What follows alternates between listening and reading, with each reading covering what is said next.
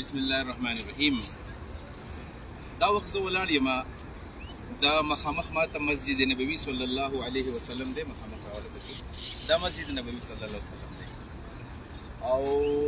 روضه رسول الله مبارک صلی الله علیه وسلم د دې دغه نه پټه دا نه ښکاره کېږي. سړی چې کله بیا داسې قبلې طرف ته ودرېږي په مسجد نبوي کې، دا ښې طرف ته بالکل د جومات شاته چې کوم اینډ دی هغه ځای کې ښې طرف ته موږ یو ځای دی او دې ته ویل کېږي سقیفه بني ساعده. دا نوم تاسو په نظر باندې راځي، تطویر حدیقه سقیف بني ساعده. سقیفه خو چوپال ته وایي، بنو ساعده دا یو خاندانو یو قوم دی، یو قبیله ده. په اسلامي تاریخ کې ډېر لوی اهمیت دی. دا نننۍ ویډیو او دا معلومات انتهایی اهم دي، وجه دا چې د دې په بنیاد باندې زمونږ د اهل سنت والجماعت مذهب قایم دی.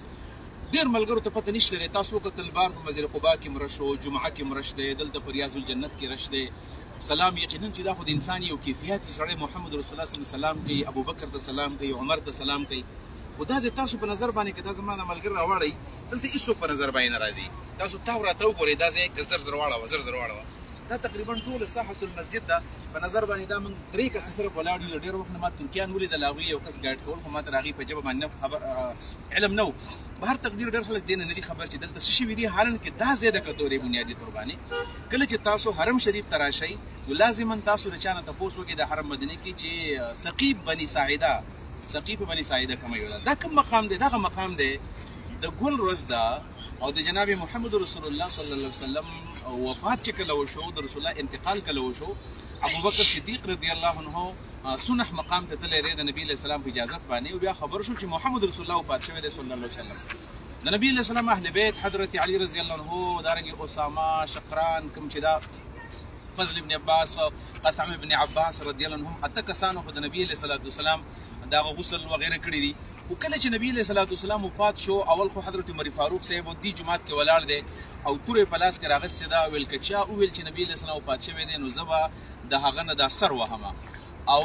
د حضرت عمر فاروق جومات په دروازه ولاړو، خلک به راتلل چغې به والې، خو چې عمر به یې ولیدو خاموش به شول، ځکه د هغه نېرېدل. حضرت عمر په خپل احساسات بیا وایي زما خیال دا و چې دا منافقان د نبی علیه السلام د مرګ یو ډنډوره کوي او دا زمونږ جذبات او زمونږ احساسات او دارنګې زمونږ هغه حوصله خرابول غواړي. ویل ما وویلو چې که نبي علیه السلام د دې واقعې نه موږ وزګار شو، په دې توره به دا خپې او دا پنډۍ به ترې وهمه. خو حقیقت دا و چې نبي علیه السلام وفات شوی. رسول الله د وفات تصدیق چا وکړو؟ سیدنا ابوبکر صدیق رضی الله عنه کړی دی چې هغه راغی د صلح نه. او رسول الله صلی الله علیه وسلم د حضرت عایشې رضی الله عنها چې کوم انشاءالله خو هلته ویډیو لږ اجازت ګران یي او سړي ته لږ اجازت خو څه مسله نه، خو لږ د ادب او احترام تقاضا لري چې هغه ځای کې موبایل موږ نه راغستو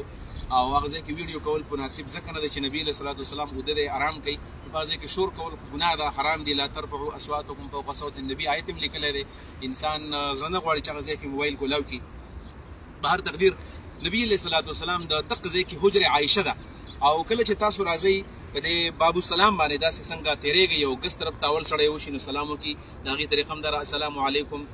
یا رسول الله صلی الله علیه وسلم، یا السلام علیک یا رسول الله صلی الله علیه وسلم، او ورحمت الله وبرکاته. د هغې نه پس یو قدم دو مخکې شي نو بیا بس سلام وکړي ابوبکر صدیق ته، السلام علیکم یا السلام علیک یا ابابکر صدیق، او بیا ورپسې حضرت عمر ته سلام وکړي چې السلام علیک یا عمر بن الخطاب. دا د سلام طریقه ده. دا کوم جال چې تاسو په نظر باندې راځي، په دې ځای کې دننه دیوال دی او د دیوال نه دننه بیا یو بل دیوال دی، په هغې کې دننه د نبي علیه السلام روضه په نظر نه راځي. چاته ډېر خلک وایي زه لاړم او مالته ولیدو قبر مې لیدلی و، نه جنه دا د سونو کالو را پراسې دا بند دی. د دې جال ناخوا یو غټ دیوال دی، د هغې نه دننه بل دیوال دی، پکې دننه د نبي علیه السلام روضه، د هغې ته دروازه هم نشته، سړی ورته دننه ورشي. هېڅ چا نه دی لیدلی په دې 200-300 کال کې چا نه دی لیدلی دا چې کوم ځای کې نبي علیه السلام دی. خو دغه د رسول الله مبارک د بیبي د حضرت عایشې حجره ده او په دغه حجره کې نبي علیه السلام نه مرګ راغلی دی. سیدنا ابوبکر صدیق راغی د خپلې لور کمرې ته ورغی، ځکه هغې لور ده او نبي علیه السلام زوم دی. نبي علیه السلام پروت دی په ځمکه باندې، یمني صادر پې حضرت عایشې خور کړی دی او ابوبکر صدیق راغی او صادر یې اوچت کو او نبي علیه السلام یې ښکل کو او ورته ویل طبت حیا ومیتا یا رسول الله صلی الله علیه وسلم، ژوندی هم ښایسته ښکارېدلی و چې مړ هم ډېر ښایسته ښکاره کېږي. او د هغې نه پس یې وویلو چې کم مرګ الله تعالی لیکلو په هغه مرګ باندې ته وفات شوې. او بار راغی او تصدیق یې وکړو، اعلان نعي وکړله چې الا ان محمدا قد مات، خبردار نبی علیه السلام وفات شوی دی. من کان یعبد الله فان الله حی لا یموت. که څوک د الله عبادت کوي ژوندی دی نه مري ومن کان یعبد محمدا فإن محمدا قد مات او که څوک د نبي علیه السلام عبادت کوي وفات مطلب د پیغمبر عبادت به نه کوئ دلته هم چې کوم خلک راځي او نبي علیه الصلاة والسلام روضې ته او په هغه ځای کې خلک سجدې ورته کوي یعنې داسې دا زه ولاړ یم قبله دلته داسې ده او هغه ځای کې چې څوک راشي ما ولیدل خلک داسې مونځ کوي دې روضې ته څوک دغه طرف نه داسې مونځ کوي روضې ته څوک داسې مونځ کوي څوک داسې مونځ کوي دا منځونه بالکل نه دي ثابت او ځان مه ګناهګاروئ شرک دی حرام دي د نبي علیه السلام روضې ته سجده لګول هغې ته راټیټل دا ټول حرام دي قطعي طور باندې نبي علیه السلام صحابو منع کړي دي وایي زما روضې له چې راځئ سر به نه راښکته کوئ او په ادب باندې ځه په احترام باندې به سړی ځي ځکه احترام دی یو سلام ثابت دی بعضې ملګري ما لیدل بس مسلسل السلام علیکم السلام علیکم السلام علیکم دا طریقه ټیک نه ده یو سلام په احترام باندې سړی به وکړي بهر تقدیر دغه ځای نه چې نبي علیه السلام کله راووتو نو په دې ځای کې غم دی صحابه کرام مشوره کوي چې نبي علیه السلام له غسل څوک ورکوي غسل ورکو که ورنکو که غسل ورکو نو بیا نبي علیه الصلاة والسلام له من کفن به څوک وراچوي رسول الله له به قبر څوک کني شق به کني که د لحد به کني څوک به کني دا ټولې خبرې جنازه به پرې څوک کوي اخر فیصلې وشولې چې غسل به له ورکوو د کپړو د پاسې به له ورکوو اهل بیت به له ورکوي جنازه به نه کوو هر سړی به راځي دعا به کوي د نبي رسم جنازه نه ده شوې هر سړی به راتلو دعا به یې کوله لس لس کسان به راتلل اول اهل بیت راغلل اول د رسول الله ازواج دي بیا اهل بیت دي بیا صحابه کرام انصار مهاجرین او بیا بار خلک او په دې طریقه باندې تقریبا دا د پیر په ورځ باندې سهار وپات شوی دی د پیر ورځ تېره شوله بیا د منګل شپه بیا د منګل ورځ او د بت په شپه سبا ماښام د شپې په توره تیره کې نبي علیه السلام دفن شوی دی خو چې کله نبي علیه الصلاة والسلام د دفن خبر د هغې تصدیق وشو نو ابوبکر صدیق صاحب او عمر فاروق صاحب په خپل منځ کې ولاړ دي ابو عبیده بن جراح دا امین هذه الامه دا درې مبارک صحابه کرام دي او سوچ دا راغی چې څه کول غواړي په دې کې خبر راغی چې د بنو ساعده د چوپال لاندې دې ځای کې چوپال و په دې کې د بنو ساعده خلک به راجمع کېدل چې د بنو ساعده خلک راجمع شوی دی د سعد بن عباده په قیادت کې او هغوی قریب دی چې د سعد بن عباده رضی الله عنه په لاس باندې بیعت د خلافت وکړي او نن به امت یو قسم تفریق راځي چې انصار ځان له مهاجرین ځان له دا یو داسې پوینټ و دا یو داسې آغاز و چې په دې وخت کې قریبه دی چې امت دوی څه شوی وي ابوبکر صدیق صاحب عمر فاروق ابو عبیده په منډه منډه دغه جومات ته رامنډې دا نږدې ځای دی تقریبا سړی چې د روضې نه راځي نو تقریبا 15 منټه کې سړی رارسېدی شي 5 منټه کې رارسېدی شي رالل عمر فاروق صاحب وایي زه روان وم ویل ما ویل چې د ابوبکر ارق قلبا دی د ده زړه ډېر نرم دی سینه چې د دې سعد بن عباده سره دا خبره ونه مني ویل او ابوبکر صدیق صاحب روان دی خو ما په لاره کې داسې خبرې تیارې کړلې چې زه به دا خبرې کوم زه به تقریر کوم ابوبکر به کنفرنس کوم چې ګورې موږ به د رسول الله صلی الله علیه وسلم د منهج مطابق موږ په خلافت باندې خبره کوو نو ویل کله چې موږ راورسېدلو انصار ټول ګیر چاپېره دا ډېر لوی ځای دی نن ښکاري نه دا ځای بند دی ګیر چاپېره یو ځای دی په هغې کې سعد بن عباده منځ کې ناست دی او دی اواز و چې منا امیر وفیکم امیر موږ به ځان له مشر یي ستاسو ځان له مشر انصار به ځان له څه کوي مهاجر به ځان له کوي حالانکې ابوبکر ته خو پته وه چې الائمة من قریش امام د مسلمانانو به د قریشو وی په دې وجه باندې ابوبکر صدیق صاحب او عمر فاروق ابو عبیده رالل حضرت عمر ویل ما لیسنو چې ابوبکر پاسېږي خو ویل سیده ابوبکر صدیق پاسېدو او ویل یقین وکړئ چې کوم تقریر یې وکړو دق الفاظ زما په زړه کې وو هغه الله د ابوبکر په زړه کې اچولي دي او ویل ابوبکر وویل چې الائمة من قریش امامان به د قریش وي او منا الامراء زموږ نه به عمرای او ومنکم الوزراء ستاسو نه به صرف انصارو ستاسو نه موږ وزرا به اخلو نور خلیفه به د مهاجرینو نه د خلافت حقدار قریشیان دي چې قریشي دي نو دا به د مسلمانانو خلیفه وي دا اواز چې کله وشو ویل په دې دوران کې ابوبکر صدیق ویلو چې د دې خلافت دپاره چې کم سړی ډېر اهل دی نو ما ته حضرت عمر ښکاره کېږي عمر ویل چې ما کله نوم واورېدو ورټوپ مې کړل او داسې مې د ابوبکر لاس ونیو او ما چې زما د ابوبکر په لاس باندې بس بیعت دی او دا د ټولو نه حقدار دی دا لومبی بیعت و د اسلام چې حضرت سیدنا عمر بن الخطاب رضی الله تعالی عنه د ابوبکر صدیق په لاس باندې وکړو او ابوبکر د هغې نه پس ابو عبیده راغی او په دې دوران کې ابوبکر صاحب کنوینس کړل دا خلک چې په دې طریقه به خلافت انعقاد وکړي دا ټول خلکو رامنډې کړلې حتی چې سعد بن عباده خفه شو چې تاسو ګوره زه راوغوښتلم اوس بیعت د بل چا په لاس باندې تاسو وکړو او د هغه په دې شا باندې په دې اوږو باندې دا خلک ور وختل یعنې په رش کې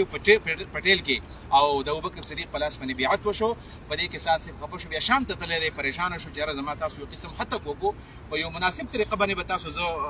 ویډرا کړی وی ایو صحابه دي ټول د اسمان ستوري دي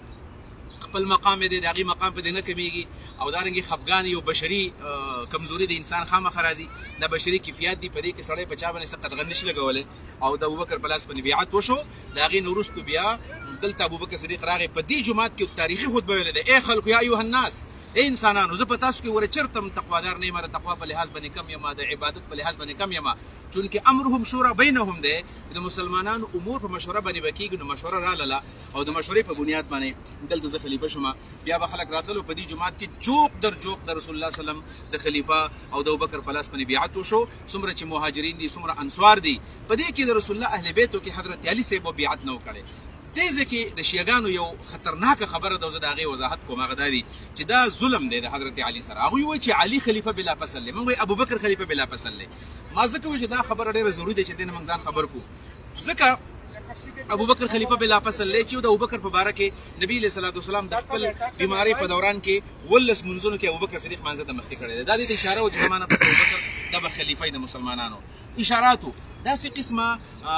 د حضرت علي او د حضرت ابوبکر د هیچ په باره کې دا صراحت نه ده راغلی دا به خلیفه د مسلمانانو مشوره باندې به دا کار کېږي خو د هغوی شیعګانو دا سوچ دی چې علي سره زیاتی شوی دی او دا ورسره بغض کړی دی او د عمر ابوبکر د هغوی غاصبان وي په دې وجه باندې سلام له دننه نه ځي د بار نه سلام کې شیعګان چې کله راځي او دا له قار ورځي په دې باندې موږ دا غلط تصور دی حضرت علي رضی الله عنه بیعت نه دی کړی 6 میاشتې نه دی کړی 6 میاشتې پس علي صاحب خفه و د ابوبکر صدیق صاحب نه په دې باندې خفه و چې حضرت علي صاحب خیال ده او اره دې حالاتو نه خبر چې څه صورتحال دی اخو د نبي علیه السلام اسخر دی نبي علیه السلام تر زوی دی او د هغه په کفن کې د هغې په دفن کې د هغې په تدفین کې مصروف دی وخت نه میلاویږي هغوی غم دی خلک راځي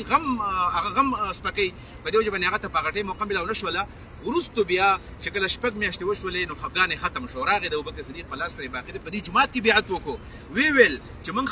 خفګان زموږ دا و چې زموږ نه به تپوس تاسو کړی وی صرف د خبر د تپوس و چې زموږ د تپوس نه دی شوی نور چېرته هم هغه د ابوبکر سره مخالفت نه دی کړی او د هغه په لاس باندې بیعت کړی دی د هغه فضایل یې منلي د هغه مناقب یې باقاعده تسلیم کړي دي او د حضرت ابوبکر صدیق په لاس باندې حضرت علي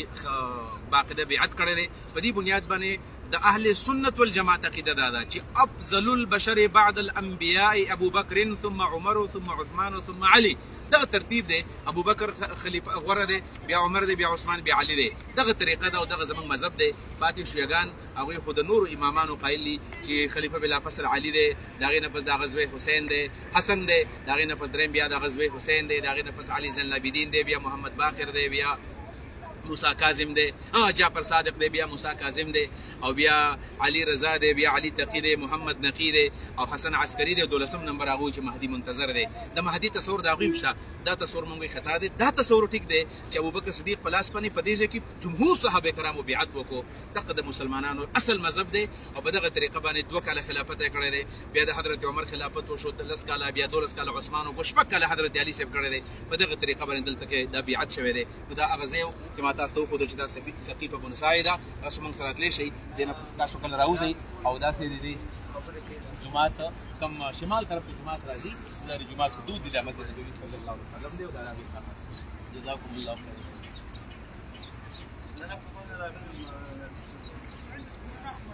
خیر کټ کما ورګه فارغه شو